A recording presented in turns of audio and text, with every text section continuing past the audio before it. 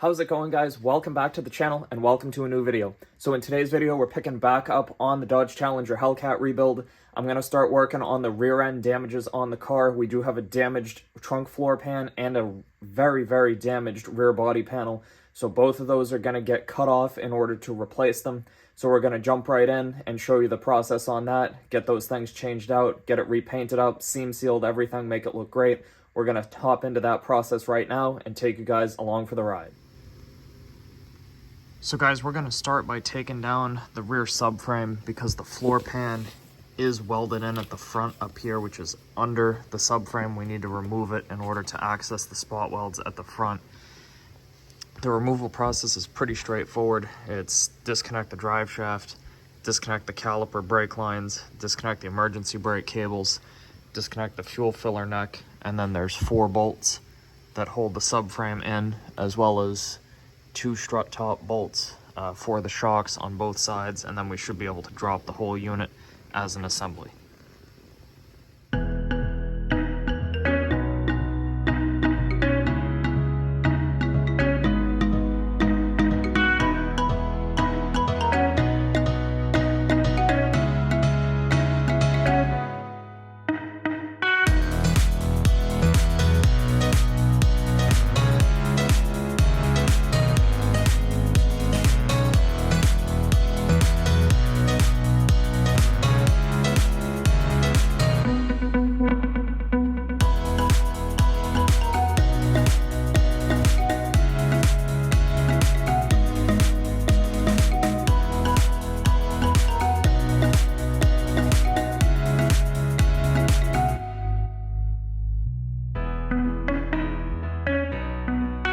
Everything is disconnected and ready for the subframe to come out. Brake lines are disconnected. The wiring harness is disconnected on the other side.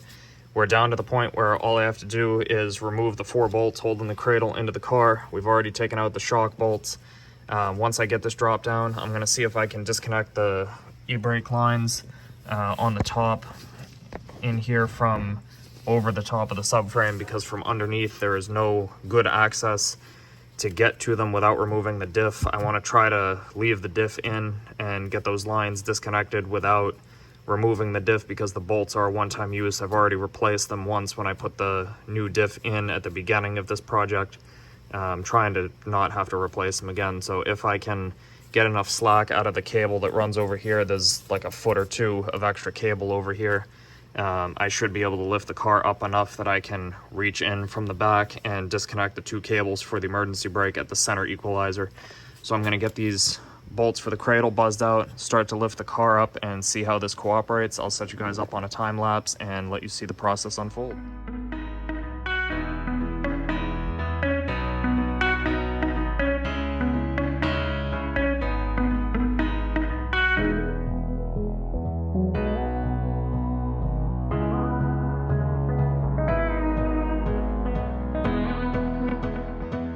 The subframe is separated from the car. One thing you got to remove once it starts to go up is this little bracket that holds the main emergency brake cable to the subframe right here. It's one 10mm bolt. Once it's out, this is the fitting setup that we're dealing with on these 2 cables. It's one main cable that runs in, goes into the equalizer here, and then one line runs out to the left side brake cable, one line runs out to the right side brake cable. We have to separate the external cable, so the right side completely, from this fitting. We can either separate it here or here. I'll see which one comes out easier. Once we get that tension out of the system, this one should be pretty easy to separate. It's the same setup on both sides. We just got to basically grab the cable and push it back through to release it from the center. So I'm going to get that done, and then once that's out of the way, this whole subframe can get out of the way and we can begin working on our rear body panel and our floor here. Now the issue why I had to remove this is once this panel gets welded in at the factory, they weld it in on the front side right here, so this seam sealer has to come off.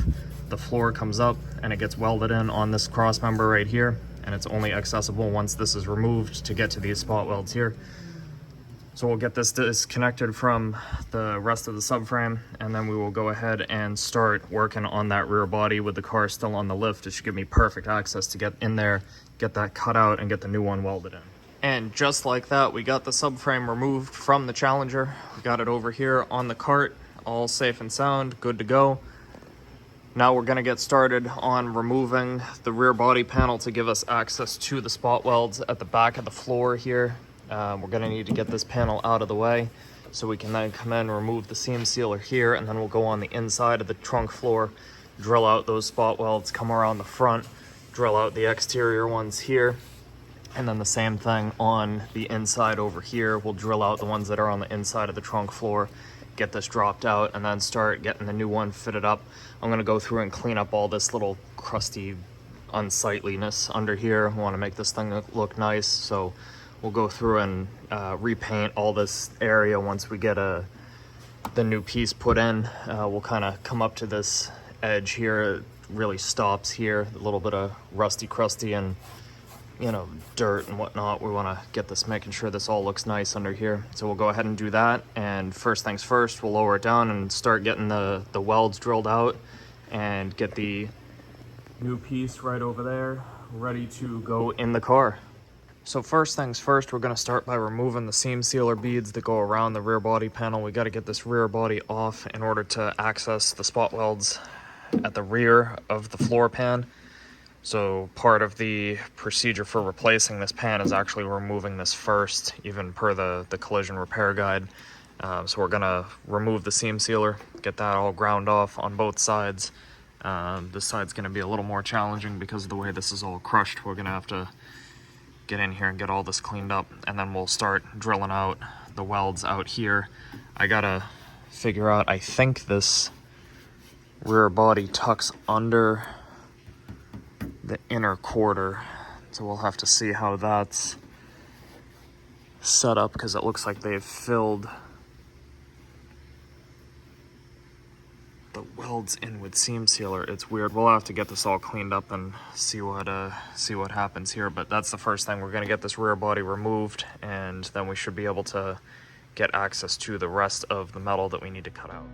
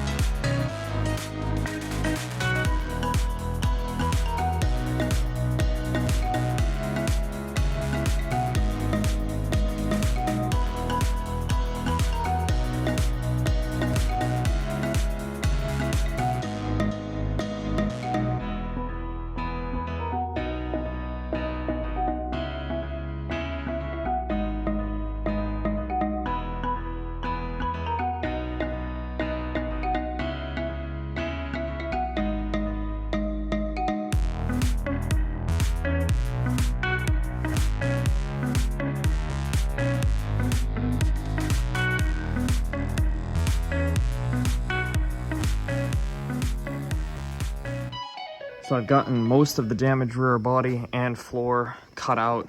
I've gone ahead and drilled my pilot holes on all the spot welds on the floor pan here on both sides, so I'm ready to start drilling those out. And I also went ahead and drilled the pilot holes on the welds under the front edge of the floor pan. So I'm about to start actually drilling these out with the spot weld cutter and get the rest of this damaged floor pan removed from the car.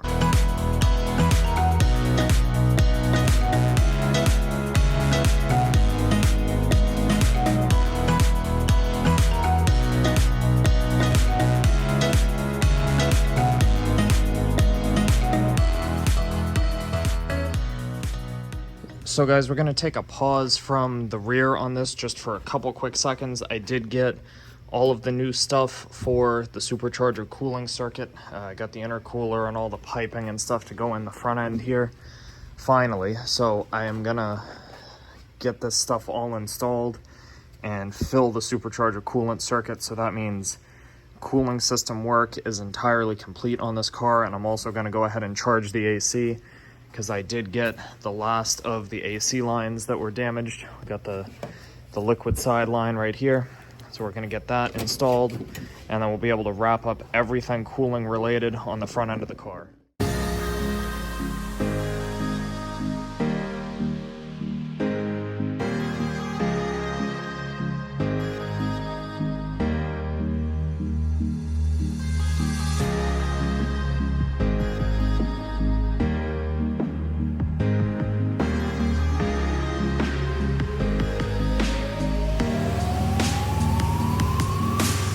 So I got everything for the Supercharger cooling circuit finished up. Hoses, new hard lines are run. New coolers installed, the pump is installed, all the hoses to link the intercooler and the charge air cooler are all set. Everything is clamped up, but as you would assume, the one hose that I didn't get to lead from the intercooler to the feed on the pump was torn. So I gotta order that, and I also have to order one bolt to mount this side of the cooler to the support bracket. So those should be in about a week. For now, everything else is done, but I gotta get those two parts before we can have a complete cooling circuit for the Supercharger. So in the meantime, I did come over here and I started working on getting the oil cooler bracket set up. This one is a bit of a mind bender when you haven't seen how it goes before, and there really aren't any photos online for how this thing is set up, but I've been able to figure out that it mounts to one of these holes in the frame rail.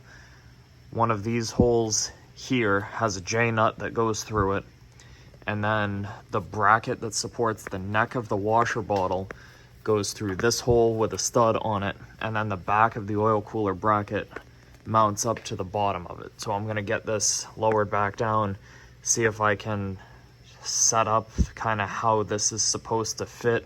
And it also does, I believe, use the mounting screw for the front support bracket on the washer bottle, which kind of fits like in this area and then runs up here. So we're gonna see what we can do to make this work. I'm kind of just going with it as I go and test fitting, you know, without really knowing. The diagrams don't help much with this. And I even looked at the service procedures on how to R&I the cooler and R&I the washer bottle, trying to get a view of it and whatnot. I did look at replacement procedure on the ABS computer. That doesn't really show anything either. It's just also hidden behind the bumper. You can't really see anything, so I'm gonna just see if I can get it all hooked up and get it somewhat, you know, correct. And I'll let you guys know once I get that finished if it's how it's supposed to be. So I figured out how this thing mounts, pretty much what I had thought. Upper bracket for the washer bottle has a stud on the back side of it. The cooler bracket connects to the bottom with a nut on the stud. Front where it goes into the frame rail is just a single bolt by itself, and there's a J-nut with a separate bolt, which I don't have. It was missing from the car when I got it. The J-nut was still on the old impact bar, so I need to get this bolt. It is listed in Mopar's part diagram for the oil cooler and the mounting. And then this wiring here is just for the washer bottle. I still have to get a new washer bottle. That one is destroyed. But this bracket will have to come back off. There's no way to fit the bottle in here with the bracket connected. So we'll get that squared away. One bolt in the back for the washer bottle. Another bolt goes right here for the washer bottle with the little extension bracket that holds the front mount point on it. So you got bolt for the cooler, bolt for the bottle in the back, and then there's another reinforcement for the bottle that holds the neck. Bolt goes through with a little J-nut on the back side of the bottle neck itself. So that's basically how that mounts. It's not too hard once you figure it out, but until you've seen it, there you go. I really didn't see any info on the internet about this, so wanted to make sure I include this in case anybody else is running into this problem with replacing this bracket, not seeing it before, and being able to see how it mounts. I'm unsure where this harness has to clip in. I'll have to look at another car and see if it clips here, or it can also clip in this little point here in the front or the back. It could route around this way. I'm not sure. Don't quote me on that. I just have it clipped in here for the moment, just so it holds itself out of the way of the wheel once we move the car around. I don't want it getting caught up in the wheel or anything. So for now, I'm gonna pause on all the front end stuff. I got more parts I need to order. I'm gonna get back on the rear and continue cutting out the little rim we got left of the floor pan here. I got that side all done. I just got to get the front and this other side cut out, and then we'll start getting to work on changing out the rest of the rear body. So we got these two little sections that I haven't cut away yet. This section of rear body, which ends up here, comes down, goes behind this quarter extension. I have a new piece here for this, and I have a new taillight pocket. So these two are gonna have to get cut out of the way, and all that's getting replaced. This side is gonna be a little easier because it's not all mangled, but we'll be able to come in, drill out our spot welds on the inside, save the outer panel. We can re-spot weld to that and drill out our welds in here and get this all separated. Then I'll come in and I'll dress all this area, dress the underside. And over here, once this gets drilled out, I've already done my pilots, as you've seen. So we're gonna get this junk metal out of the way and we will continue on. This is part of the problem. I need to get this out of the way so I can access this piece and repair it. We're gonna be able to straighten this back out because this is very difficult to change. I don't wanna have to change this, but it's just the edge here that's a little bit rolled over. Should be able to fix that with no problem. If it does need to be changed, it goes all the way up into the inside here, so hopefully that comes out, as well as this. I had straightened this before when it was on the frame machine. This was pretty well crunched in here, and this actually came out pretty well. Once this rear body's out of the way, I'll have better access to this as well. We'll get this taken care of, get that completely straight before we put on the new quarter extension, which you can see from the inside right here. So all this needs to be straight before we get going any further on that. But for now, we're gonna get all this taken out and we'll get you back on a time lapse and get this all taken care of.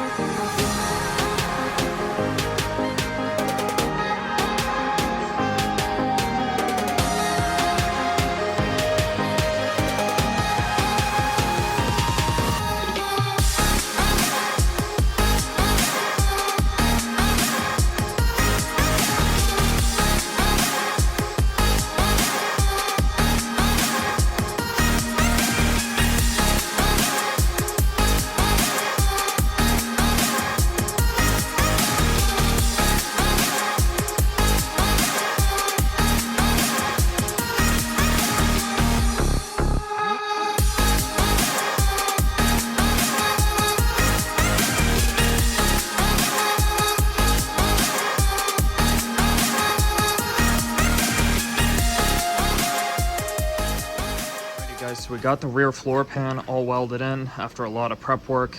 I am going to let this sit completely overnight and allow the panel bond layer to dry. It takes 24 hours to fully cure, and we want this to be really nice and strong. So we welded it and panel bonded it at the same time, similar to how they do it from the factory. I'm going to, once this is done, get this all scuffed down, spray some epoxy primer on the top and the bottom, and then we're gonna spray some base and clear, do some flat clear over the top of it to match the OEM look, and then we'll go ahead and spray our seam sealer in the same spots that it was from the factory. We're gonna fill in the areas on either side here, do the joints on the top, the joint at the bottom of the rear cross member, and along the joints to the frame rails on either side underneath, and as well as where this meets the cross member on the exterior along the front. So we're going to get that all knocked out, and then once that's done, we'll be ready to start getting the subframe reinstalled in the car. We got that still sitting on the table over here. I want to get all the painting work under here done and out of the way, so once that's finished, the car can go back on the frame machine, and it'll give us easier access to work on the quarter panel at the correct height. And with everything sitting on the wheels, I prefer to do it that way instead of having it up here on the lift like I do. So I'm gonna let this sit. I'll come back tomorrow. I'll get it all finished up. You can see the rest of our weld areas under there. We're gonna seam seal all that area along the joint here, along the joint underneath, make everything look as original as possible. And then we will get this thing back on its wheels, rolling around for yet another time. So we got the rear floor pan welded in and everything, painted, epoxy primed, and cleared. It is now time to start laying down our seam sealer and replicating the factory beads. I have gone ahead and done some pre-laid beads, pretty close to how the factory's done them. The bead I'm going off of is right here, the untouched one on the underside of the left quarter. So I think I got it pretty similar as to how they laid it down. So I'm gonna go ahead and actually seam seal the joints here, and then we'll go ahead and lay our pre-laid bead down on top of the seam sealer before it sets. You can see I've already done one here, and this is how it turned out. I think it turned out pretty good. I'm gonna see if I could do it a little bit better over here. In this area, because of all the tight turns and whatnot, I am gonna probably try to apply the bead directly on the car, but for this straight section back here, I'm gonna fill the gap with seam sealer and then lay the pre-laid bead down on top of it, and we'll repeat the same process for the other side.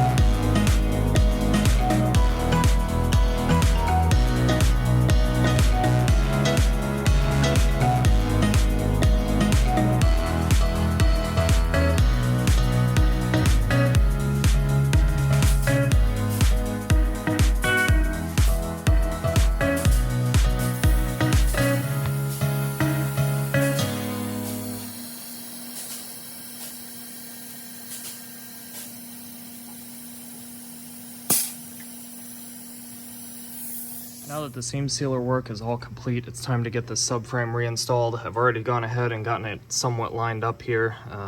Got the shock bolts in already, so it's aligned. I got one bolt in the other side. I'm gonna see if we can raise it up a little bit and get the other bolt in back here, and then we'll be able to lift the whole unit off of the cart, get the other two bolts in. I don't want to really press down on it too much because the force of the springs is pushing on the body of the car, and I don't want to upset the balance of the vehicle on the lift. So I'm gonna see if I can load up the extra weight of the subframe on the car by bolting it in on both corners, and then we'll raise it up, set it closer down on the ground, and get it bolted in that way.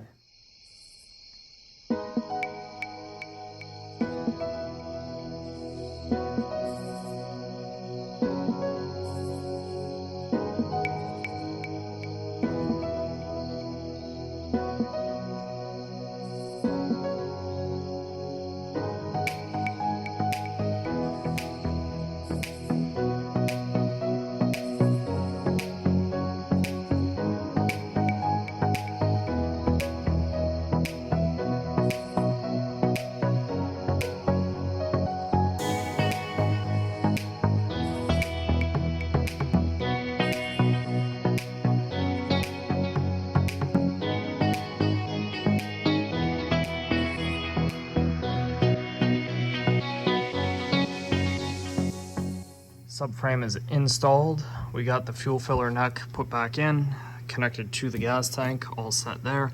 Brake lines are reconnected, emergency brake cables are connected above the diff, and now we are ready with all new bolts once again to finally reinstall the drive shaft to the rear diff and torque all these. This should be the last time we have to remove this, and then once these get torqued down, I'm going to go through and torque the shock bolts at the top, and I'm going to torque the subframe mount bolts to the body of the car. Once all that's done, I'm going to finally reinstall the exhaust. I did go ahead and put our new adhesive heat shield on here for the rear body. This is, I assume, to shield any heat from the muffler away from the battery that sits on the inside of here. They must not want this getting hot because only this side has it, the driver's side does not have it, and the exhaust sits in the same place over here. So we got all that done. Seam sealer is looking good. Everything looks real nice.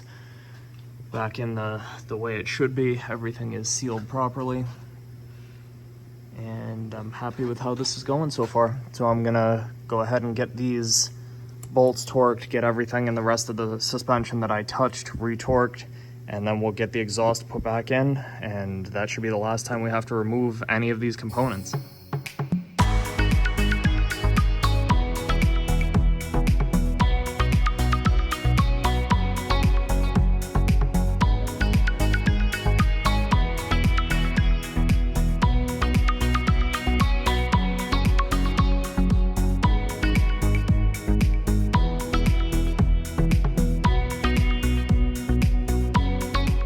That is going to be the end of today's video. We got a ton accomplished on the Hellcat. As you can see, we got it back on all four wheels, and we got the exhaust reinstalled. Everything's running and driving well. We got the supercharger coolant filled. Everything's all set there. Got a lot of work done on the front end. Floor pan is all set. Welded, seam sealed, painted on the underside, e-coated on the inside. We're good to go there. Like I mentioned, exhaust is installed. So now we're going to end off this video, and we'll pick up in the next video where we'll be working on installing the new quarter. We're gonna get this one cut off and get the new one reinstalled on the car. So if you guys like this video and you like the project so far, please feel free to like the video, subscribe to the channel, leave a comment down below if there's something you'd like to see or any thoughts you have on the process so far. Subscribe to the channel if you haven't already. It helps me out a lot. And as always, you guys, I hope you have an awesome day.